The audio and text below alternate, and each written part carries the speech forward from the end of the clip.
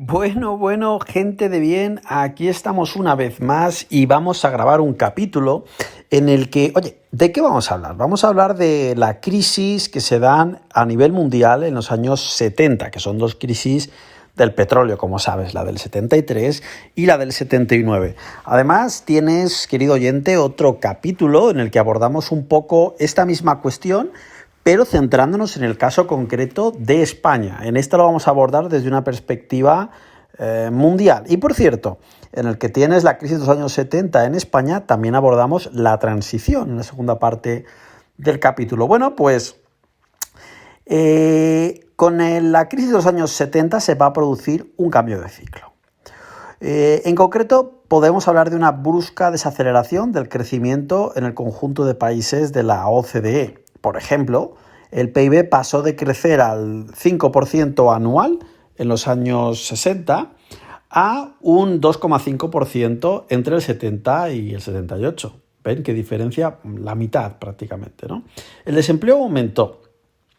Va a haber también un aumento, como sabe, de la inflación. De hecho, tenemos inflación y desempleo. Esto, como bien sabes, es la temida estanflación.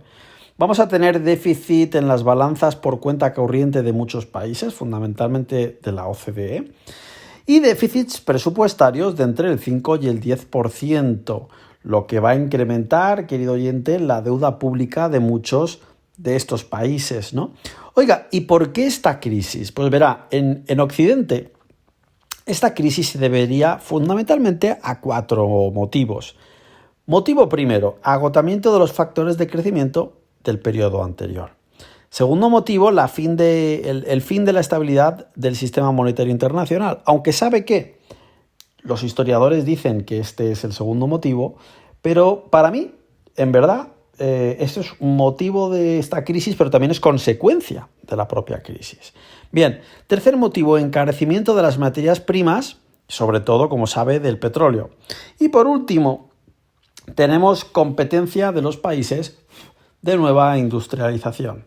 Bien, vamos a analizarnos uno por uno, querido oyente. Sobre el agotamiento de los factores de crecimiento del periodo anterior, pues hay que mencionar que se habían agotado las posibilidades de incrementar la productividad pues con aquellas tecnologías propias de la segunda revolución tecnológica. Además, se había agotado las posibilidades de trasvasar mano de obra desde el sector agrario. ¿Cómo llamamos a esto? El éxodo rural, ¿verdad? Y también se había agotado el pacto social. Bien, en cuanto a la fin de la estabilidad del sistema monetario internacional, pues como bien sabe, el sistema Bretton Woods, digamos que mostraba ya problemas desde finales de los años 60. Si el oyente quiere saber más sobre el sistema Bretton Woods, tenemos un capítulo de momento en el podcast en el que lo abordamos y habrán muchos más. ¿Por qué estos problemas? Bueno, comenzaba a existir déficit presupuestario y exterior de Estados Unidos, que muchos lo vinculan con la guerra de Vietnam, y esto hizo que se multiplicara el volumen de dólares, de 29.000 millones en el 67 a 100.300 en 1974. ¿Qué estaba pasando? Bueno, pues habían sospechas de que se había sobrevalorado el dólar. Y esto, pues como es lógico y como se está imaginando usted, va a suponer una pérdida de la confianza de la convertibilidad del dólar a la paridad vigente, que en aquel momento eran 35 dólares a la onza. Y esto va a hacer que se produzca una tendencia a convertir las reservas de dólares en oro. Esto va a llevar al presidente Nixon a tener que tomar la decisión en 1971 de suspender la convertibilidad oficial del dólar en oro, de tal forma que se está abandonando el sistema de tipos de cambio fijo de una forma ya más formal en 1973. ¿Y esto qué va a suponer? Pues esto va a suponer una inestabilidad en los tipos de cambio de las principales monedas. Sobre la tercera de las cuestiones que bien recuerda que le he dicho, sobre el encarecimiento de las materias primas y del petróleo, pues le debo de decir, querido oyente, que pues, había una presión sobre los recursos naturales a causa de la elevada demanda y se van a dar incluso también malas cosechas a partir de los años 70. Hay dos shocks del petróleo. El primero, ¿cuándo es? En octubre de 1973 hasta enero del 74. ¿Y qué pasó? Pues el precio se multiplicó por 4, como bien sabe, por una represalia que tomó la OPEP tras la guerra del Yom Kippur. En segundo lugar, querido oyente, se daría otra crisis entre el 79 y el 80, en la que el precio se va a multiplicar por 2,5. Y esto tuvo lugar a consecuencia de la revolución islámica en Irán, que tuvo lugar en 1979, y también ¿de qué? De la guerra entre Irán e Irak entre 1980. ¿Qué repercusiones van a tener estos shocks petrolíferos sobre los países de la OCDE? Pues como bien sabe usted, esto va a empeorar la relación real de intercambio.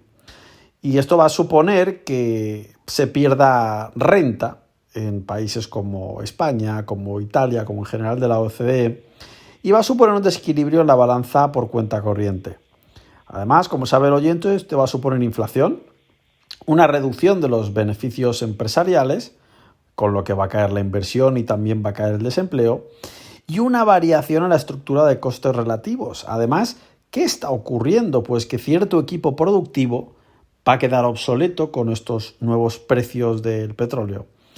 ¿Qué es esto de la competencia de los países de nueva industrialización? Esta cuarta de las cosas que hemos mencionado. Bueno, pues como bien sabe, hay unos países que denominamos tigres o dragones asiáticos, que son Corea del Sur, Taiwán, Hong Kong y Singapur. Incluso podríamos hablar de algún país sudamericano como Brasil, aunque son modelos totalmente distintos. Estos países, querido oyente, van a comenzar a vender productos industriales de cierto tipo de industrias, como fundamentalmente textil, calzado, siderurgia y construcción naval. Bueno, ¿qué va a ocurrir a partir de todo lo que estamos viendo? Van a cambiar las políticas económicas. La primera reacción que se tomará, como sabe, fueron políticas compensatorias, lo cual no es del todo un acierto.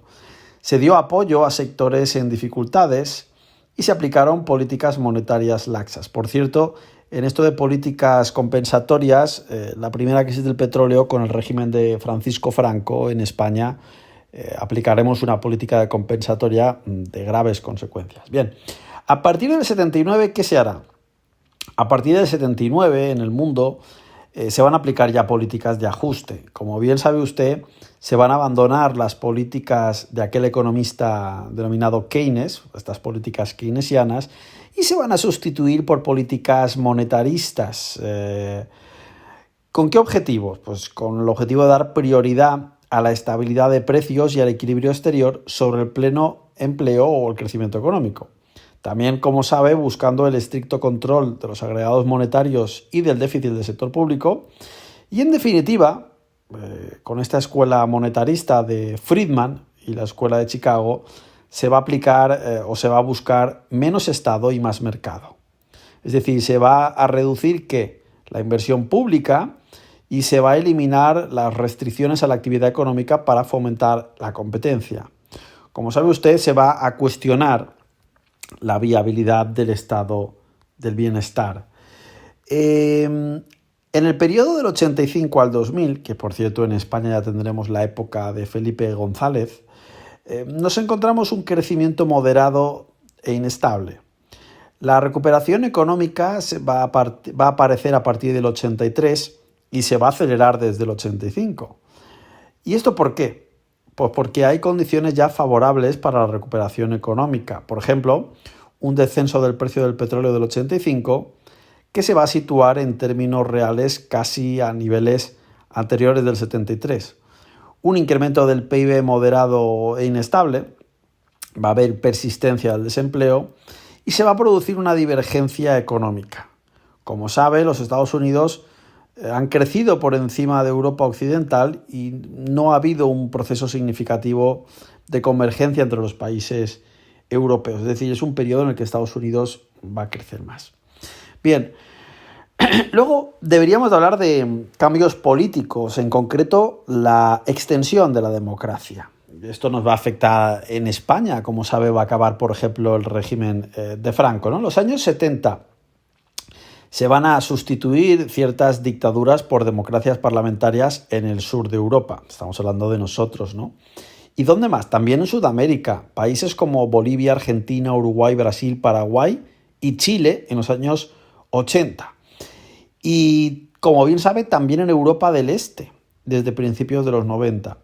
Si hablamos de Portugal, tenemos este Estado Novo, tenemos pues a António Oliveira de Salazar, que ejerció una dictadura desde el 33 hasta el 68 y que además fue continuado por Marcelo Caetano. Habría que hablar de la crisis del régimen por movimientos de independencia de las colonias africanas, con el enorme coste económico y humano que esto tuvo, y el golpe del Estado militar que, bueno, pues tuvo cierto apoyo popular. La Revolución de los Claveles, que se produce en abril del 74, en la que una junta militar, pues ¿qué ocurrió? Que se hizo cargo del gobierno. Pero, como bien sabe, en 1976 se va a establecer una constitución y se va a poner en marcha un sistema democrático tutelado, inicialmente por los militares. Bueno, hablemos ahora de Grecia, querido oyente. Se produjo un golpe de Estado en el 67 y se estableció una dictadura militar con un apoyo inicial del monarca, que era Constantino II. Pero la oposición le obligará después a dejar el trono, ¿no?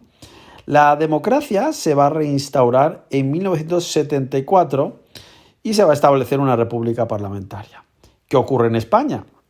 Esto lo hemos abordado en otro capítulo, como bien sabe. Bueno, pues Franco va a morir en 1975 y, como es bien sabido por usted, se va a instaurar la monarquía ¿de quién? De Juan Carlos I.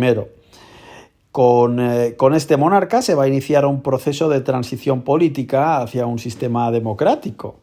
¿Cuándo se establecerá la Constitución? En 1978.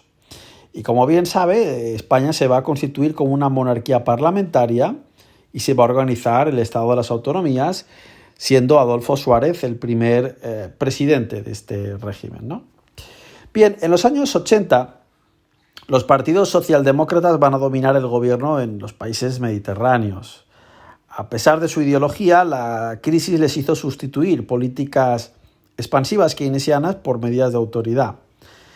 ¿Qué está pasando en Europa Central y en Estados Unidos? Sobre todo tenemos partidos de derecha y políticas fuertemente neoliberales. ¿Como cuáles? Pues habría que hablar de privatizaciones, una mayor flexibilización del mercado de trabajo y recortes en gastos sociales, por ejemplo en Reino Unido. Y también, como sabe, reducciones de impuestos, así como un programa muy importante de rearme y un aumento de la deuda pública en Estados Unidos. En los años 90, querido oyente, se van a generalizar regímenes conservadores en